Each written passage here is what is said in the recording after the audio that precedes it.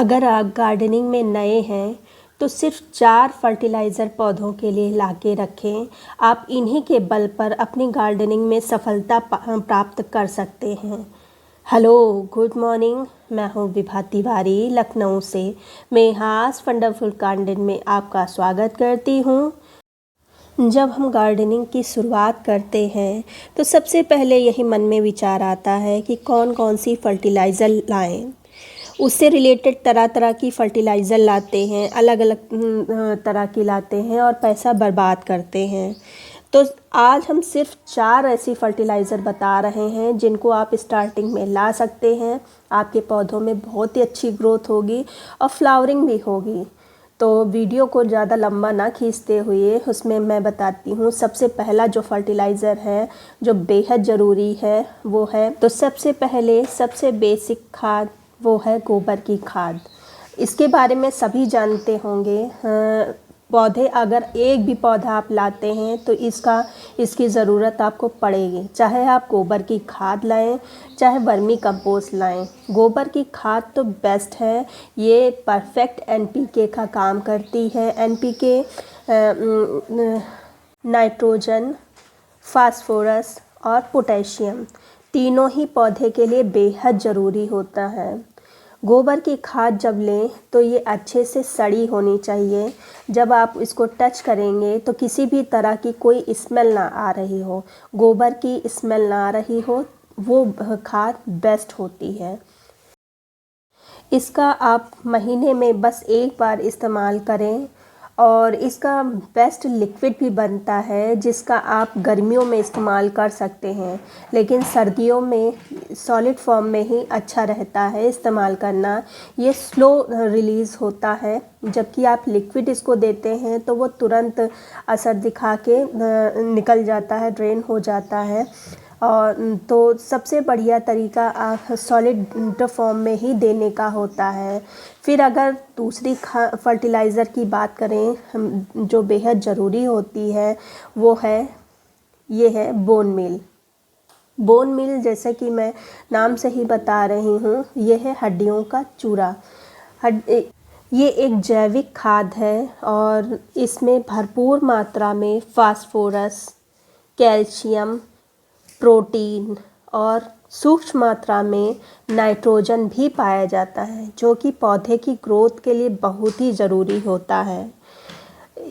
इसका जो वर्क होता है, ये पौधों पर कैसे काम करता है, तो सबसे पहले जो जड़ें होती हैं पौधों की उनको मजबूत करता है, फूलों की संख्या को बढ़ाता है, अधिक कलियां आती हैं जिससे कि फ्लावरिंग भी बहुत ही अच्छी होती है। पौधे के जो तने होते हैं उनको मजबूत करता है।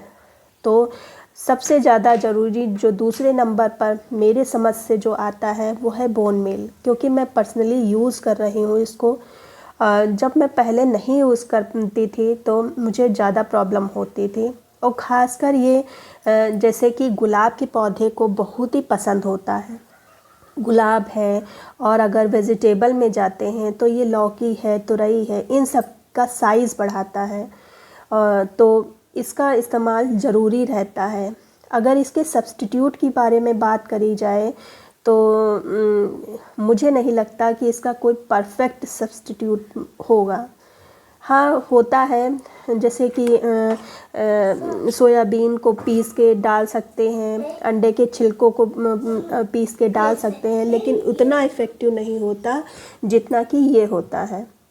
तो अगर आप इस्तेमाल कर सकते हैं तो बहुत ही अच्छी बात है, वरना इसका आप सब्स्टिट्यूट इस्तेमाल कर सकते हैं। फिर तीसरे नंबर पर जो फर्टिलाइज़र आता है वो है माइक्रोन्यूट्रेंट। माइक्रोन्यूट्रेंट अगर आपने गुड़हल का एक भी पौधा लगा रखा है तो बेहद ज़रूरी है। गुड़हल, हाइब्रिड गुड़हल की मैं बात कर रही हूँ। तो ये माइक्रोन्यूट्रेंट बेहद ज़रूरी है। चाहे गुड़हल हो, चाहे गुलाब हो, चाहे इक्ज़ोरा हो, ये सभी पौधे जो होते हैं वो सेंसिटिव होते हैं। हाइब्रिड की मैं बात कर रही हूँ। अगर इनमें आप माइक्रोन्यूट्रेंट नहीं देते हैं तो इनकी पत्तियाँ येलो हो जाती हैं, नसें सी दिखने लगती हैं, और अगर उसमें बड्स आ भी जाते हैं तो वो बड्स पूरे नहीं खिलते, आधे तो बड्स गिर जाते हैं और वो पूरे नहीं खिलते फ्लावर। इसलिए माइक्रोन्यूट्रेंट बेहद ज़रूरी है। इसको बहुत सारे न्यूट्रिएंट्स की ज़रूरत होती है, तो उसकी कमी को ये पूरा करता है। और मैं इसी हिबिस्कस के प्लांट्स पर ये दे के दिखा रही हूँ।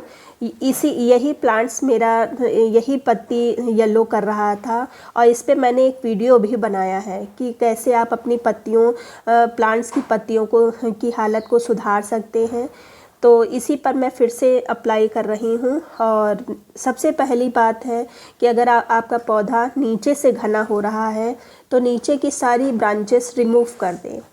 मिट्टी में धूप लगना बेहद ज़रूरी होती है, ये मेन टिप्स है गार्डनिंग के लिए। और अच्छे से गुड़ाई करने के बाद ही कोई फर्टिलाइज़र दें। इसमें आप 1 चम्मच भर के न्यूट्रिएंट डाल सकते हैं अगर आपका 12 इंच का पॉट होता है। माइक्रोन्यूट्रिएंट ज़्यादा महंगा नहीं मिलता है, 200-250 का मिल जाएगा, सीड्स शॉप पर मिल जाएगा, और एक पैकेट आपका साल भर आराम से चल जाता है। तो अगर आपने गुड़हल का एक भी पौधा लगा रखा है या इक्ज़ोरा लगा रखा है तो आपको न्यूट्रिएंट लाना ज़रूरी होगा। अगर आप इसको अवॉइड करेंगे तो धीरे धीरे पत्तियाँ पीली हो जाएंगी, और अगर समय पर उसका उपचार नहीं करेंगे तो वो धीरे धीरे पौधा आपका ख़त्म हो जाएगा। इसलिए अगर आप गार्डनिंग की अच्छे से शुरुआत करना चाहते हैं तो इसको भी साथ में लाएं। फिर अगर चौथी फर्टिलाइज़र की बात करें तो वो ये है सरसों की खली। सबसे सस्ता फर्टिलाइज़र, एक गोबर की खाद और दूसरा सरसों की खली, बहुत ही आसानी से मिल जाता है। सरसों की खली में भरपूर मात्रा में नाइट्रोजन पाया जाता है और इसकी तासीर गर्म होती है। अभी नहीं, 15 दिन के बाद आपको बेहद ज़रूरी है फर्टिलाइज़र ये आपको लगेगा, क्योंकि जब नए नए छोटे छोटे सीडलिंग लगाएंगे तो उनकी ग्रोथ को बूस्ट करने के लिए हमको इसका लिक्विड देना पड़ेगा। इसका लिक्विड बहुत ही अच्छा रहता है पौधे के लिए, और जो छोटे छोटे से सीडलिंग होती हैं उनमें ग्रोथ करने के लिए इसको दिया जाता है। छोटा हो चाहे बड़ा हो, ग्रोथ को ये बूस्ट करता है। इसका लिक्विड बनाया जाता है और सॉलिड फॉर्म में भी दिया जाता है। सॉलिड फॉर्म में आप महीने में 1 बार दे सकते हैं, लेकिन जब लिक्विड फॉर्म में देते हैं तो 7-7 दिन के बाद आप दे सकते हैं, क्योंकि लिक्विड जल्दी ड्रेन आउट हो जाता है। लिक्विड जब देते हैं तो बहुत ही पतला बना के दिया जाता है। उसमें आप चाहें तो और भी फर्टिलाइज़र मिक्स कर सकते हैं, जैसे कि मैं इस अपराजिता के प्लांट में देने जा रही हूँ।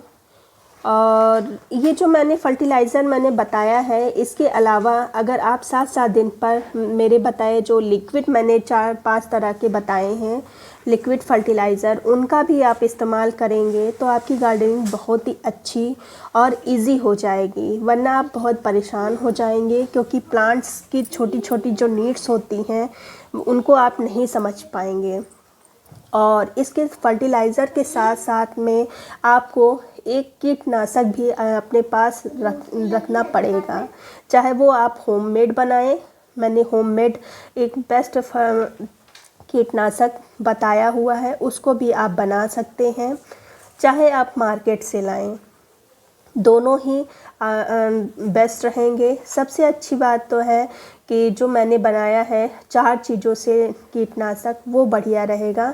आप उसको 7-7 दिन पर इस्तेमाल करेंगे तो कोई भी कीड़े, कोई भी फंगस, कोई भी मिलीबग वगैरह नहीं लगेगा। तो सबसे अच्छा यही है। और इसके अलावा भी कई फर्टिलाइज़र होती हैं, लेकिन आप सिर्फ इन 4 फर्टिलाइज़र से अपनी गार्डनिंग को अच्छा बना सकते हैं। तो अगर नॉलेज कुछ काम की लगी हो बताया कुछ टिप्स अच्छा लगा हो तो लाइक कर दीजिए, सब्सक्राइब कर दीजिए। मिलते हैं फिर किसी वीडियो में नई जानकारी के साथ, तब तक की गुड बाय।